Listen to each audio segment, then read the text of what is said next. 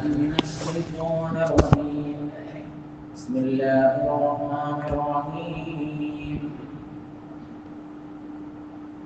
ابن عباس رضي الله عنه നബി സല്ലല്ലാഹു അലൈഹി വസല്ലം തൊട്ട് നിവേദനം ചെയ്യുന്ന ഒരു ഹദീസ് ബുഖാരി മുസ്ലിമാണ് ഈ ഹദീസ് റിപ്പോർട്ട് ചെയ്തത്.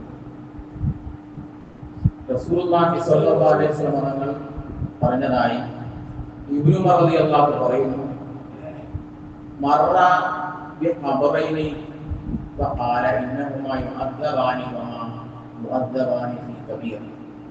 നബി സല്ലല്ലാഹു അലൈഹി വസല്ലം തങ്ങൾ സ്വഹാബാക്കളും രണ്ട് ഖബറിന്റെ അരികിലൂടെ നടന്നു പോവുകയായിരുന്നു. ഫഖാല നബി തങ്ങൾ പറഞ്ഞു, ഇന്നഹുമാ യുഅദ്ദബാനി, ഈ ഖബറിൽ കിടക്കുന്ന രണ്ട് വ്യക്തികളെ അല്ലാഹു തആല ശിക്ഷിച്ചുകൊണ്ടിരിക്കുകയാണ്.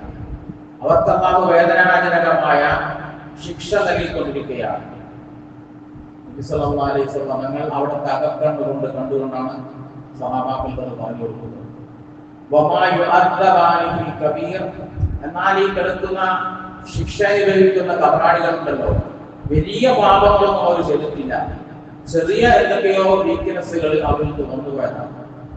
എന്നിട്ട് നബി തങ്ങൾ പറയുന്നു, സാധാരണ ജനങ്ങൾ ശ്രദ്ധിക്കാത്ത ചെറിയ രണ്ട് വീക്ക്നെസ് ആണ് അവരിൽ വന്നു പോയിട്ടുള്ളത്.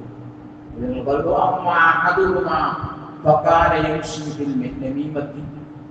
ഒരാളുണ്ടല്ലോ, അയാൾക്ക് എന്തെങ്കിലും കിടന്ന് കേട്ടാൽ അത് 10 ആളോട് പറഞ്ഞാൽ അയാൾക്ക് സമാധാനം കിട്ടും. അതിന് ഏഷണി നമീമത്ത് എന്ന് പറയും. എന്നാൽ അയാൾക്ക് സമാധാനം കിട്ടുള്ളൂ. അയാൾ പാവമാണ്, പക്ഷെ അയാളിൽ നിന്ന് അങ്ങനെ വരാറുണ്ട്. അതാണ് അദ്ദേഹത്തിന് കൊണ്ടുപോയ ചെറിയൊരു തെറ്റ്.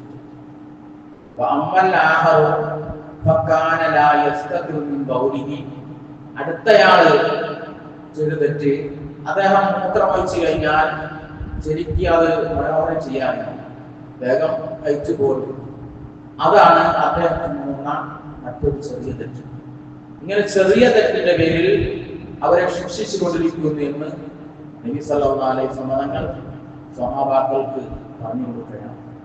ഈ ലോകം മനുഷ്യന് ഒരുപാട് കാര്യങ്ങൾ ചെയ്തു തീർക്കേണ്ട ഒരു ലോകമാണ്. അല്ലാഹു സുബ്ഹാനഹു വ തആല സൂറത്തുൽ ബലദിലൂടെ പറയുന്നു, ലഖദ് ഖലഖനൽ ഇൻസാന ഫീ കബദ്, പ്രയാസങ്ങൾ സഹിക്കേണ്ട ഒരു രീതിയിലാണ് മനുഷ്യൻ അല്ലാഹു തആല സൃഷ്ടിച്ചിട്ടുള്ളത്. ചില കാര്യങ്ങൾ നമ്മൾ ചെയ്യണ്ടെന്ന് കരുതിയാലും അറിയാതെ ചെയ്തു പോകും. അതൊക്കെ കടിഞ്ഞാണിട്ടുകൊണ്ട് ജീവിതത്തെ മെച്ചപ്പെടുത്താം. അല്ലാഹു സുബ്ഹാനഹു വ തആല നാവിനെയും മറ്റെല്ലാ അവയവങ്ങളെയും വളരെ ശ്രദ്ധയോടുകൂടെ കൊണ്ട് നടക്കാൻ തൗഫീഖ് നൽകി അനുഗ്രഹിക്കട്ടെ. അല്ലാഹുവിന്റെ ഇഷ്ടജനങ്ങളിൽ നാം പൊരുത്തപ്പെട്ടവരിൽ നമ്മെയും നമ്മുടെ മരണപ്പെട്ടുപോയ കുടുംബാദികൾ മാതാപിതാക്കൾ എല്ലാവരെയും അല്ലാഹു ഉൾപ്പെടുത്തി അനുഗ്രഹിക്കട്ടെ. ജീവിച്ചിരിക്കുന്ന മാതാപിതാക്കൾക്ക് അല്ലാഹു തആല ദീർഘായുസ്സ് നൽകി അനുഗ്രഹിക്കട്ടെ. നമ്മുടെ ജോലികളിൽ ബിസിനസ്സുകൾ അല്ലാഹു ഐശ്വര്യവും അഭിവൃദ്ധിയും രക്ഷയും നൽകി അനുഗ്രഹിക്കട്ടെ.